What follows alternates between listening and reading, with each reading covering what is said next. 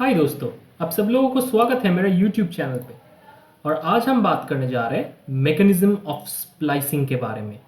अगर आप CSI और UGC नेट के प्रिपरेशन कर रहे हो या फिर IIT JAM, GATE, JNU CEB या फिर जो कि अभी गैट बी 2020 है इसका प्रिपरेशन कर रहे हो, तो ये टॉपिक आपके लिए बहुत ही इंपॉर्टेंट है। मॉलिक्यूलर बायोलॉजी का ये टॉपिक से क्वेश्चन तो आता ही है हमेशा।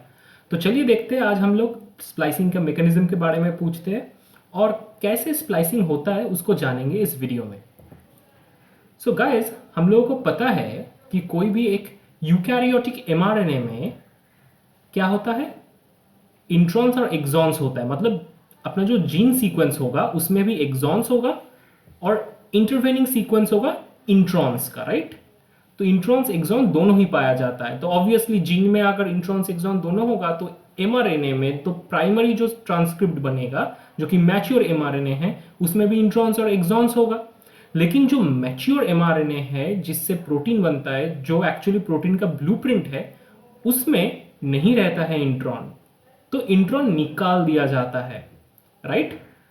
तो जिस प्रोसेस से मैच्योर mRNA में इंट्रॉन निकाला जाता है उसको ही बोलता है ऑल्टरनेटिव, उसको ही बोलता है स्प्लाइसिंग, राइट गाइस।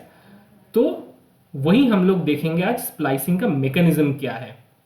बट एक चीज सोचिए, ये उतना आसान प्रोसेस नहीं है, क्योंकि इंट्रॉन्स और एक्सॉन्स कैसे डिस्टिंग्विश्ड होते हैं वो हमको समझना है, right. And second question is, अगर इंट्रॉन रिमूवल होता है तो इंट्रॉन रिमूवल आखिर होता कैसा है, उसका मॉलिक्यूलर मैकेनिज्म क्या है, इसी बारे में आज हम बात करने वाले हैं, राइट। एंड लास्टली दोनों जो एक्सॉन्स कैसे एक दूसरे से जुड़ेंगे उसके बारे में भी बात करेंगे, तभी हमको पता चलेगा स्प्लाइसिंग का पूरा मैकेनिज्म। तो guys, the mechanism by which introns are excised out can be termed as splicing, but few things we need to know. What is the mechanism of splicing, where does it occur and when does it occur, and what is the utility of splicing। मतलब इतना process में तो कितना ATP खर्चा होगा, कितना energy problem होगा, कितना प्रिसाइसली ये प्रोसेस करना पड़ेगा, तो इसका फायदा क्या है वही हमको समझना है। तो इस वीडियो में ओवरऑल हम तीन चीजों को समझेंगे, where and when does splicing occur, what is the utility of splicing and the mechanism of splicing. ये तीन चीजों को हम लोग जानेंगे। बट उसके पहले गाइस, अगर आपने सब्सक्राइब नहीं किया तो सब्सक्राइब कर लीजिए, बेल आइकन को प्रेस कर दीजिए and don't forget to share it in social media. आपको बहुत ही फायदा होगा, आपका दोस्त लोगों को भी बहुत फायदा होगा। By the way guys, you can support me in Patreon, and Patreon में बहुत ही सारा नोट्स और इस सारे स्लाइड्स अवेलेबल हैं। और अनअकैडमी में अगर आप आना चाहते हो तो use my code AP10, you will get 10% discount. तो गाइज, अभी हम बात करते हैं स्प्लाइसिंग कैसे होता है। तो यहाँ पे स्प्लाइसिंग में सबसे इंपॉर्टेंट पार्ट था इंट्रॉन्स एंड एक्सॉन्स को अलग करना, मतलब पहचानना। स्प्लाइसिंग मैकेनिज्म को भी, मशीनरी को भी तो उसको पहचानना है, राइट गाइज।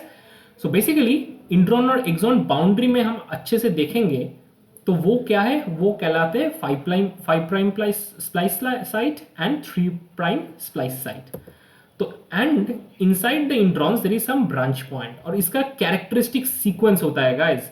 यही सीक्वेंस से स्प्लाइसिंग मशीनरी इसको पहचानता है, या फिर ये सीक्वेंस का कुछ अलग से इंपॉर्टेंस है, तो हम लोग उसके बारे में बात करेंगे।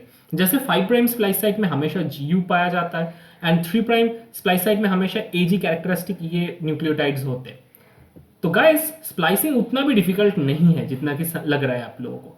तो splicing is nothing but 2 consequent transesterification reaction. तो ट्रांसएस्टरिफिकेशन रिएक्शन क्या होता है? एक्चुअली केमिस्ट्री के भाषा में transesterification is very easy, it is just nothing but SN2 mechanism, so it's a nucleophilic substitution. तो यहाँ पे जो ब्रांच पॉइंट का एडेनिन है उसका 2 प्राइम हाइड्रोक्सी ग्रुप एक न्यूक्लियोफिल जैसे बिहेव करेगा, और वो अटैक करेगा किसको? वो अटैक करेगा 5 प्राइम स्प्लाइस साइट को। अभी ये वाला 5 प्राइम स्प्लाइस साइट में G और U के बीच में जो अपना फॉस्फोडाइस्टर बॉन्ड है वो टूट जाएगा। तो ये है first degree of transesterification reaction, right. तो अभी देखो यहाँ पे U एंड G के बीच में जो फॉस्फोडाइस्टर बॉन्ड है वो टूट गया, as a result OH group यहाँ पे एक्सपोज्ड हो गया, एंड वो सेकंड न्यूक्लियोफाइल जैसा काम करेगा और वो हिट करेगा 3 प्राइम स्प्लाइस साइट को, और अल्टीमेटली दोनों एक्सॉन ज्वाइन हो जाएगा, अल्टीमेटली एक फॉस्फोडाइस्टर बॉन्ड फॉर्म हो जाएगा, राइट गाइस। तो इतना ही आसान है स्प्लाइसिंग का मैकेनिज्म। बट एक चीज आपको समझना है, the thing is inside the cell ये पूरा प्रोसेस होने के लिए कोई तो एक चाहिए जो ये पूरा एक्सॉन्स को ऐसे अपना पोजीशन पे हेल्प होल्ड करे, अदरवाइज क्या होगा, वो फ्लोट आउट कर जाएगा, राइट गाइस। आपको समझना पड़ेगा ये पूरा स्प्लाइसिंग प्रोसेस कहाँ कब हो रहा है, राइट। ये साइमल्टेनियसली हो रहा है ट्रांसक्रिप्शन के साथ साथ, तो कोई एक मशीनरी उसको अपनी जगह पे बनाए रखने के लिए इंपॉर्टेंट है, राइट। तो अल्टीमेटली लैरिएट निकल जाता है, दो एक्सॉन ज्वाइन हो जाता है, यही है पूरा अपना स्प्लाइसिंग का फंडा। तो अभी देख लेते हैं स्प्लाइसिंग होने के लिए कौन सा वाला मशीनरी इंपॉर्टेंट है। स्प्लाइसिंग होने के लिए स्प्लाइसियोसोम मशीनरी इंपॉर्टेंट है, जिसमें actually quite a lot of proteins involve है, at least 150 proteins are involve in splicing, and there are 5 RNAs which are also involved. So these are known as small ribonucleoproteins, okay? And these ribonucleoproteins are very important in terms of catalysis, okay? These are known as SNRPs, SNRNPs, okay? So though they are very important component of the spliceosome machinery. तो अभी देखते हैं spliceosome machinery कहाँ पे recruit होता है। तो यहाँ पे क्या होता है, first of all branch point में U2 नाम का एक protein which is a component of the spliceosome mechanism, वो रिक्रूट होता है। उसके बाद क्या होता है, 5 प्राइम स्प्लाइस जंक्शन में U1 रिक्रूट होता है। उसके बाद U2A बाइंडिंग फैक्टर बाइंड हो जाता है और branch point binding factor bind हो जाता है।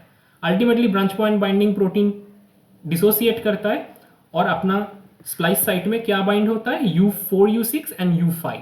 तो सीक्वेंशियली ये सारे स्प्लाइसिंग प्रोटीन रिक्रूटेड हो रहा है और इट इज मेकिंग श्योर जब भी कोई एक ट्रांसिस्टरिफिकेशन रिएक्शन हो यहां पे, तो क्या होगा, एक्सॉन 1 लूज होके निकल ना जाए, तो एक्सॉन 1 अपने जगह पे रहे। इसलिए ये मशीनरी का बहुत ही इंपॉर्टेंट रोल है, राइट गाइस।